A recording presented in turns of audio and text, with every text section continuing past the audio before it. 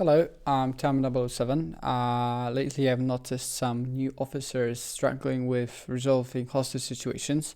It's not a shame. These are the ones that are, in my opinion, one of the hardest to resolve in the Power Lake as PLPD officers. So today, I'll briefly go through the theory of dealing with hostage situations, both as a regular officer or as a TFU officer. So we all know sometimes there are no officers rank corporal or above on duty. So sometimes senior officers or even regular officers have to deal with hostage situations. There are resources that you're expected to know while dealing with hostage situations or while going on duty. Why is that important? Because every time you go on duty, a hostage situation might appear and you might be the one that has to deal with this. So this is important to read through those documents, but I'll try to describe them as best as I can now in order for you to better understand how to deal with hostage situations. So first, like usual, we go to resources and handbook, where we select the standard operating procedure. Point 4G says hostage negotiation, and here you can read how to deal with them. So in general, when there's an corporal plus or a supervisor plus, so sergeant plus available, they will take over the negotiations. Sometimes the sergeants can decide to let a senior officer, tactical firearms officer, deal with the hostage situations, because that tactical firearms unit was also made to deal with hostage situations. So that is also their job, and they are trained for that as well. So if there's no TFOs or supervisors available, then the highest ranking officers to do this. So either it's a senior officer, a corporal, an officer even sometimes, because there might be 10 officers on duty. They have to deal with the situation. So the choice is, I guess, up to the person that is the closest. That is unfortunate, but you'll need to know these things that I will show you here. So we have some negotiation strategies. You can try to establish dominance. So in general, just show the suspects that you have the control over the situation. Set up a perimeter. Try to show that you try to lead the units on the scene, so they think that everything is going according to the plan and they're speaking with the correct person. So this is important. And then the police is that they are encircled. There's no way out. Just make it easier for you and harder for them, but not in a way that might just kickstart a firefight, because this is not what you want. Don't be afraid to ask what you want. So be assertive. That's the first thing. You cannot just say, no, I'm not giving you that. No, there is no way. No, I cannot afford that or something.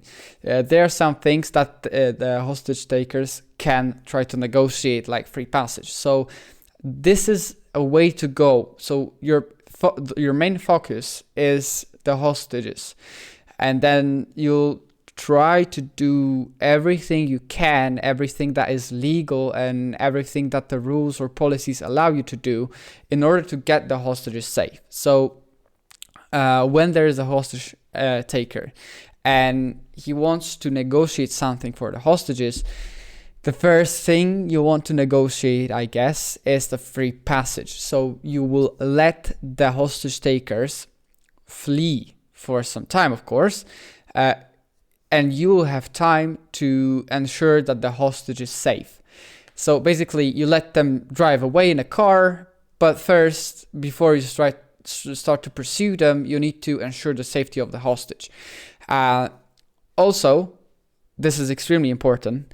When a hostage taker asks you for $1 million in cash, then tell him, well, that is impossible for me to provide you, but I can offer you $5,000. It sounds funny, but this is the biggest amount of money you can actually give to the hostage takers for X amount of hostages. So even if there are 3 hostages, you can give them only $5,000. They can ask for 15 burgers. They can ask you for 2 steam packs, for a bandage, for 10 cans of soda. And $5,000 in cash. They can ask you for free passage. These are usually the things that they will mostly take. They usually don't ask for anything else. Don't rush anything. This is important for 2 reasons. If you're rushing, they will be in a hurry as well. So things might not get according to plan, and they might get a bit distracted and start a firefight because they didn't understand something. Just keep calm. There is nothing to worry about. No one has to be quick, and just resolve the situation calmly. Try to give them what they wanted if it's possible for you. If they break the deal, we will come to the moment where I discuss where a deal can be broken and where a firefight can be started with the hostage takers. Just don't rush anything. If they want $5,000, negotiate. Okay, give them the money, or just try to speak to them fluently at all times, to wait for the rest officers, the backup, to arrive on the scene in order not to be alone in the situation. Just be calm and take your time. Of course, you need to be willing to listen. Just listen to what the hostage takers are telling you. Maybe you will not hear something, you'll try to shout or just talk for them. Don't do it. They are wanting to get something for the hostage, and you will not help the entirety of the situation when you try to disturb them talking or you don't listen to them. Listen to them because they might give away some information, some important information for you. They might tell you even what they want. Maybe you'll figure out a way to help them and get them what they want because you listen to what they're talking about. Be a friend. This is kind of a weird thing. But yeah, don't just go in guns blazing. This is not permitted for like any reason when there are some reasons, but this is not permitted in a normal hostage situations. You cannot extract the hostage by force if certain conditions doesn't apply. So if you start shooting, guns blazing, or encounter the property and come closer with a bigger group of people, they might just shoot back. So just try to approach them alone with your friend. So 2 people approach the hostage taker, the one negotiating. If you're a supervisor, make a reasonable deal to de-escalate the situation. So supervisors can really agree on lowering the sentences to the suspects or whatever. Listen, your priority is to get the hostages out. So even if you tell them that you'll reduce their sentence, you don't have to do it really, because you promised them this is a way of you extracting the hostage. You arrest them and it doesn't matter. They let the hostage go, the hostage is safe, and now they are arrested and they will face their charges. And yeah, just don't let them stall, basically. If you want to tell anything to the other officers on scene, try to do it in a way that the hostage takers cannot hear that, or whisper to your radio, but they cannot really see you whispering as well, because they will know something wrong is going on. So if the negotiation part goes bad, or someone starts shooting, there is no coming back. There's a shooter probably, but try to do anything you can to avoid going in guns blazing. Try to do everything. And here, this is like general tips. This is not really a standard operating procedure. This is a collection of some tips how to deal with this, using your common sense.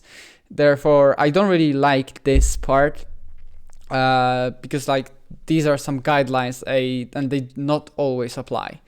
where you can find something really, really interesting and more useful. Tactical Firearms Unit, and then Handbook. So here, the handbook is big, I know, but there's 0.7 situations and hostage situations. This is more important, and there are some guidelines on how to properly deal with hostage situations. This sometimes some points only apply to the TFU, but if you're an officer, I guess it's better than nothing. It's better than the tips provided in the officer's handbook, and some schemes might be just taken from the TFU handbook and applied to a group of officers, senior officers, or corporals, if it's available.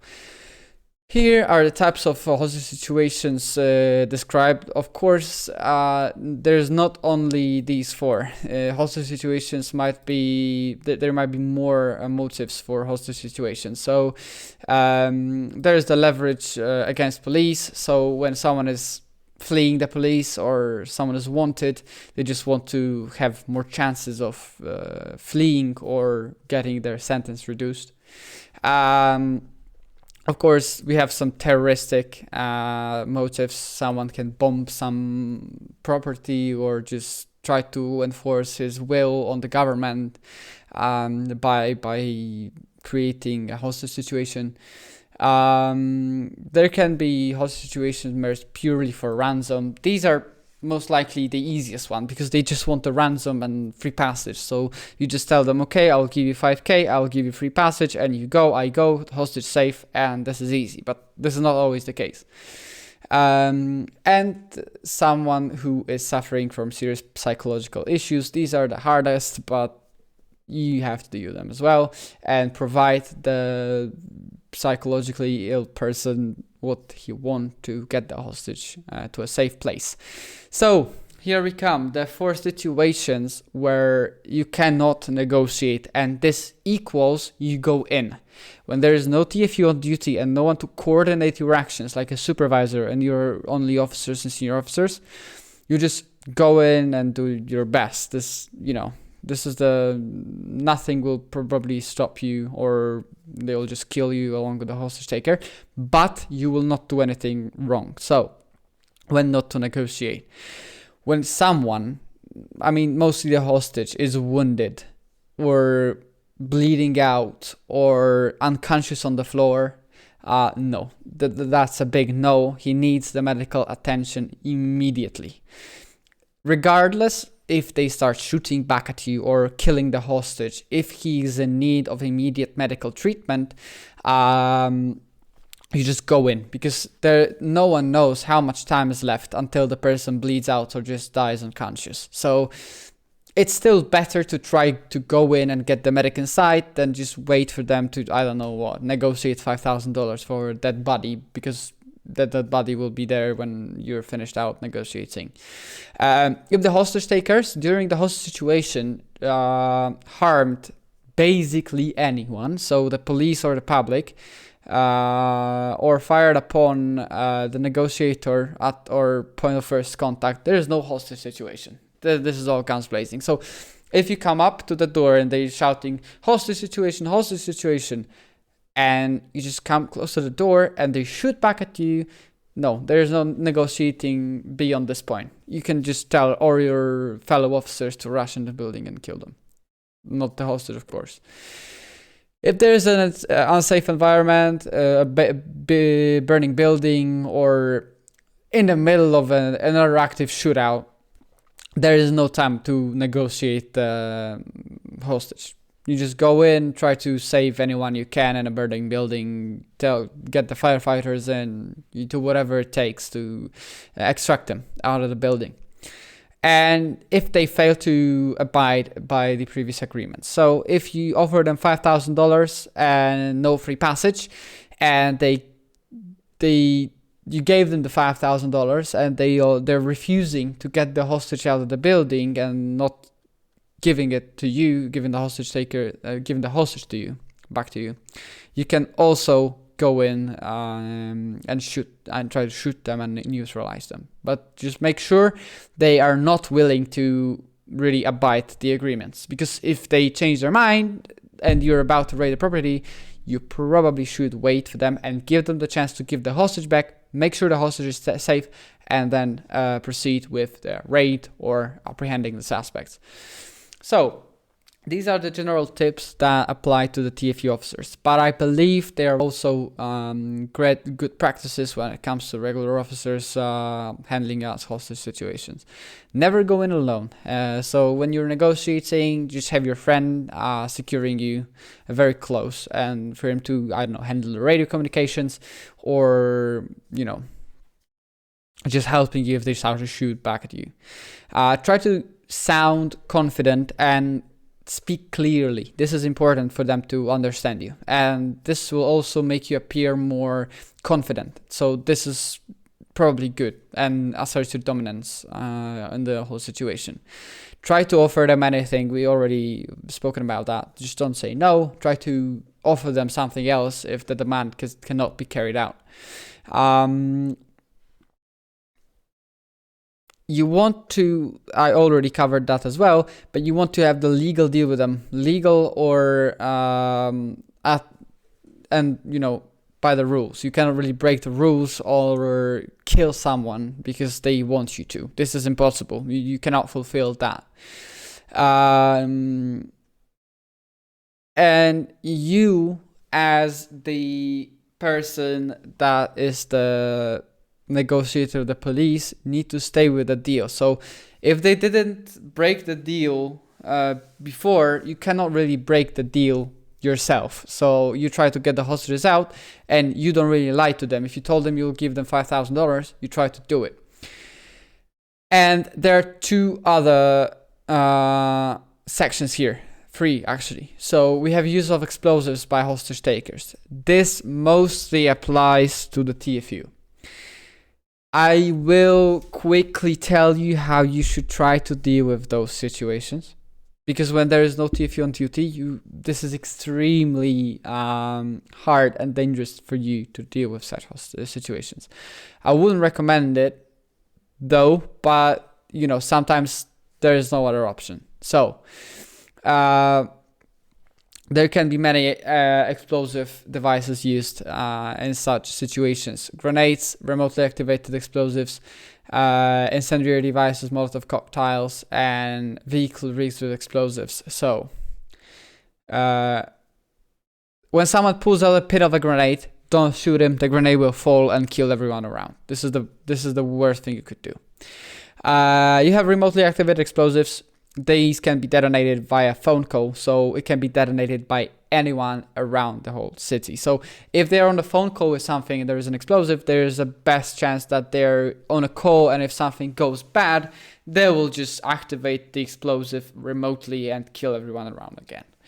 Molotov cocktails and other fuel canisters, anything that is flammable, these can cause mayhem. If you're not really trying to get the situation resolved peacefully, this will cause a lot of damage because the explosive will blow and burn everything all around.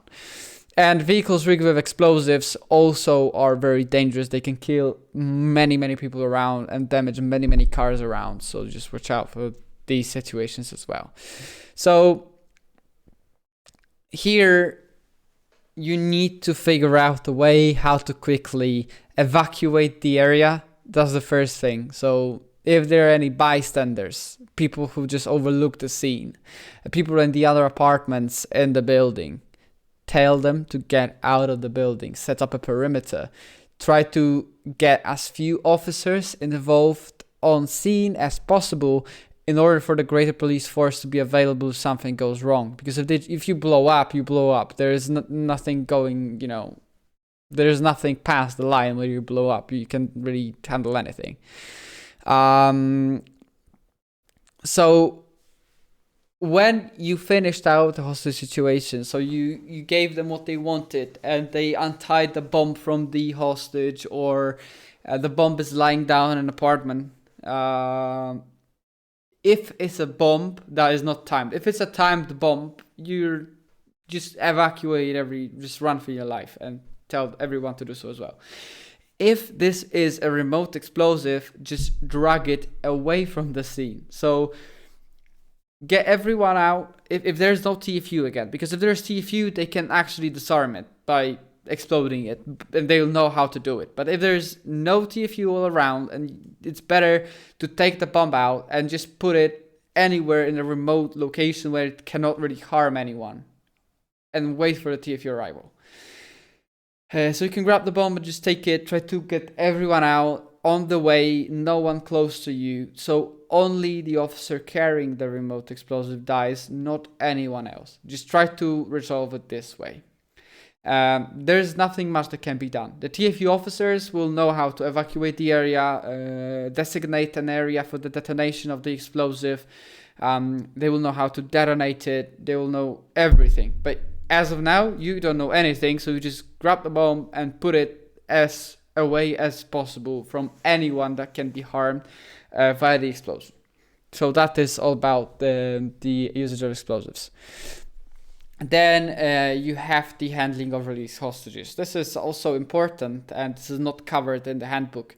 This describes the way you should treat anyone who is released or rescued. So you just restrain them as soon as possible and search them. This is the first thing, because you need to figure out if they are not really the friends of the hostage takers and they are not willing to put a bullet in your head.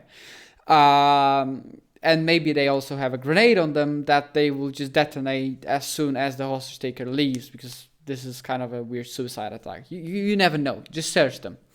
If the hostage is safe, just take him to the safe area, and probably you had medics on standby. Just get the medics and check up if the hostage is really, really safe and his life is not in danger anymore. So, as soon as possible, when you restrained the hostage, you just take them away from the scene, so he's out of a direct eye shot, out of sight completely from the hostage takers. They cannot see or shoot or harm or do anything to the hostage anymore. So that moment is considered safe for the hostage, where he can't be directly harmed by the hostage takers anymore. And if he's safe and the hostage takers are not heading towards the hostage, then you can basically try to stop them.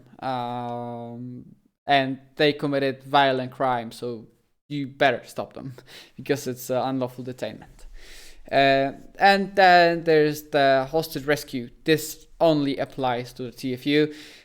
This will not be useful for you, because this is basically about the firearms that the TFU should use in order to extract the hostage from a situation. So you only have your Beretta, your Glock, your P226 or whatever. You just do your best. When there's a situation where you need to move in and do your best, just not to shoot the hostage in the process.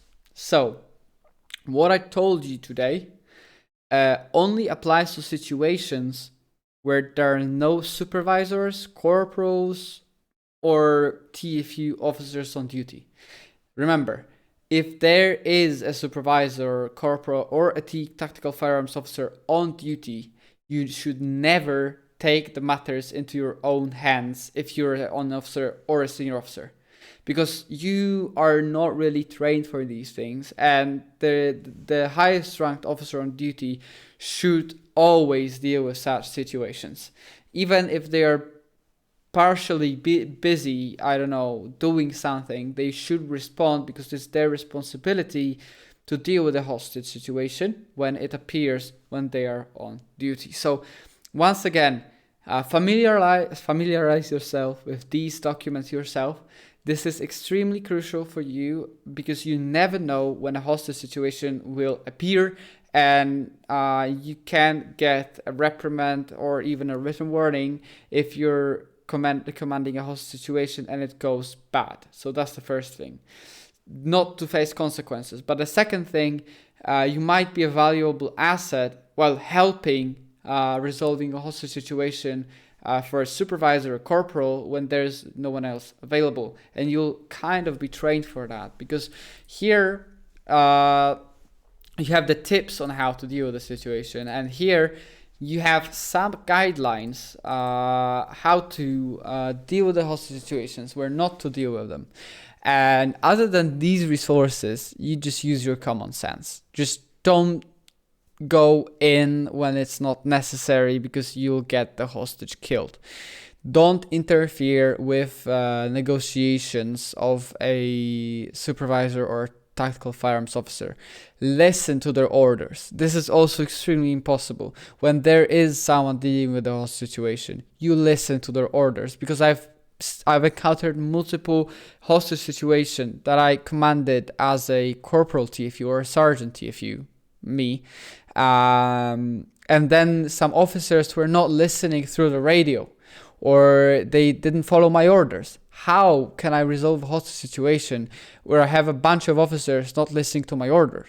I will just get their names and give them reprimands after the situation is over. I encountered a situation where officer had the radio muted and just started shooting at the hostage takers when they were about to enter the car and leaving the hostage. It resulted in the hostage death. So just listen. This is the most important thing. Listen and carry out the orders given by the supervisor, the scene supervisors during a hostage situation. So that is all regarding the hostage situations that you can find in the resources, really. Other than that, you'll need to listen to supervisors and TFU officers handling hostage situations to see for yourself, like a real life scenario, how a hostage situation is being dealt with. So if there is a hostage situation and you're not already on scene, you're in a car with a supervisor, ask them if you could come closer and listen how they negotiate. They might let you do it, they might not, because some situations require the least amount of officers involved as possible. So just listen to them. They might be able to let you listen to how to handle a hostage situations, and they might not, but this will be the most valuable lesson if you really see how a situation is resolved. So that's all. Thank you for today, and I hope you learned something from this as well.